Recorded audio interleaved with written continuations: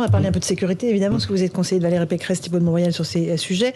Marseille, une nouvelle fusillade, un mort, 29 ans, très connu des services de police, visiblement un règlement de compte entre trafiquants de stupéfiants. On a l'impression que l'action des policiers, qui est réelle, parce qu'ils y vont, ils interviennent, et en fait, elle n'a aucun impact sur ces règlements de compte, que c'est leur loi, la loi des gangs qui règne. Alors pour tout un tas de raisons dont on parle régulièrement et notamment dans votre émission, mais il y a une raison particulière dont on peut parler aussi, qu'on souligne peut-être moins, c'est que quand les policiers de police judiciaire sont chargés d'enquêter sur des meurtres au sein du milieu, les gens ne coopèrent pas. C'est-à-dire que si la victime est meurtre, son entourage ne va pas donner d'éléments. Si la victime est blessée, ce qui arrive parfois, elle refuse quasiment de livrer des indications qui pourraient conduire à retrouver ces agresseurs, sachant qu'en général, elle préfère régler le problème elle-même en marge de la règle judiciaire.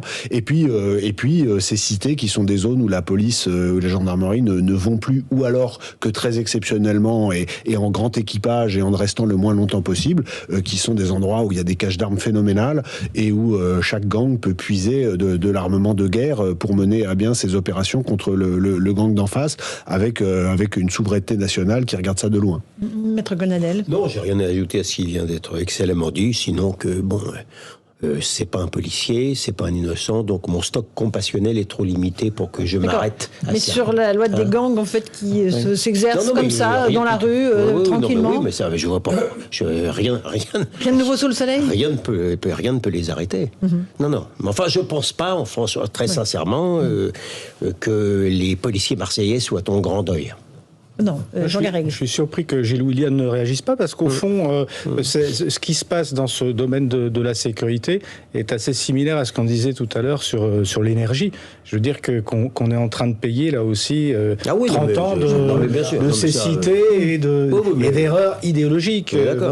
À force de traiter le problème de la sécurité comme un problème avant tout social, sociologique, voire anthropologique, on a laissé passer si vous tout ce qui... la perche, moi je voulais pas... Si vous me tendez la perche, Marseille, c'est extrêmement complexe, mais c'est le fruit, vous l'avez dit Jean, et vous avez raison, de 30 ans au minimum de pusillanimité, de laisser aller, et c'est le fruit d'une immigration non maîtrisée. Alors, il faut quand même dire les choses comme elles sont.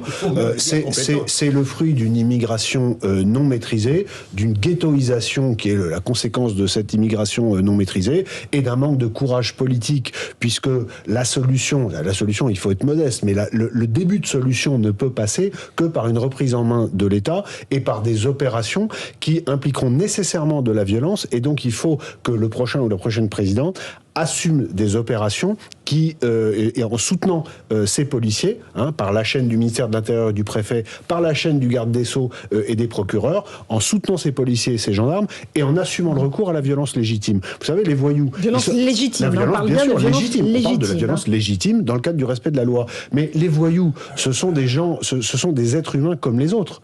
S'ils se mettent à avoir peur, ils vont opérer différemment ou partir, mais ils vont pas rester. Et si tout à coup, ce qu'ils faisaient dans l'impunité totale se transforme en une activité où ils peuvent être tués ou blessés beaucoup plus, ou en tout cas interpellés et prendre des années de prison avec beaucoup plus de certitude, de toute façon, ça va changer. Mais par ailleurs, il faut régler aussi la question de l'immigration, et en particulier de l'immigration clandestine. Et on va en parler dans un instant, parce que c'est vraiment le sujet de ce qui va se passer demain à Strasbourg, et le discours d'Emmanuel Macron sur la politique migratoire. Jean-Claude Dacier, sur la sécurité, non, rien de spécial à rajouter? Non, si ce n'est que je suis convaincu, mais je peux me tromper, que l'immigration et le lien que certains candidats font avec l'insécurité, mais que tous ou toutes ne font pas. Valérie Pécresse l'a fait dans son discours de campagne expressément. Sera, à mon avis, au centre de la prochaine campagne présidentielle.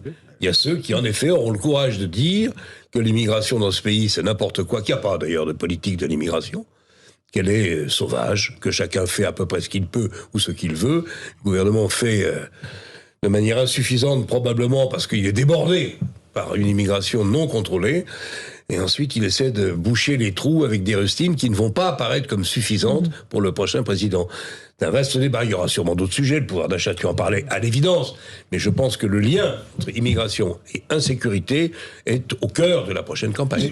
Alors, oui, Thibault de Montréal est présent. Juste un mot sur le discours de Cavaillon de Valérie Pécresse. Le soir où elle l'a prononcé, j'étais ici même. Et comme elle avait parlé de Karcher, on n'a parlé que de Karcher. Et du coup, on n'a pas regardé, on n'a pas analysé le fond du discours. Mais ce discours est un discours important dans la campagne de Valérie Pécresse. Parce qu'elle y a dit un certain nombre de choses, fait un certain nombre de constats, et notamment prononcé la phrase « ouvrez les guillemets », il y a évidemment un lien entre l'immigration et l'insécurité, et elle l'a martelé, et ensuite proposé un certain nombre de solutions. Mais donc sur ces constats, de même que sur les solutions que nous proposons, Valérie Pécresse, ça n'allait pas dans le déni. Jean Garrigue. Non, mais à mon sens, mais c'est intéressant ce que dit Thibault, parce que c'est précisément la manière dont ce débat a été faussé et exploité et je dirais presque immobilisé depuis des années, parce que justement, pour une expression comme Karcher, forcément, vous donnez du grain à moudre à ceux qui sont au contraire dans une victimisation, dans une gestion sociale et je dirais presque, oui, victimaire de ces problèmes d'insécurité, victimaire au sens des coupables qui deviennent des victimes. Donc, il faut faire très attention quand on manie ces concepts. La manière, me semble-t-il, dans cette campagne dont Éric Zemmour les manie, en parlant de reconquête, etc., ne fait qu'obscurcir, si vous voulez, la nature du débat. Je crois qu'il faut être très prudent dans les mots qu'on emploie, ne serait-ce que pour arriver à convaincre la majorité des Français, qui, à mon avis, ne demandent que ça, de la nécessité d'une politique plus autoritaire, plus répressive vis-à-vis de ceux qui engendrent l'insécurité. Vous n'êtes pas d'accord, Maître Golnadel?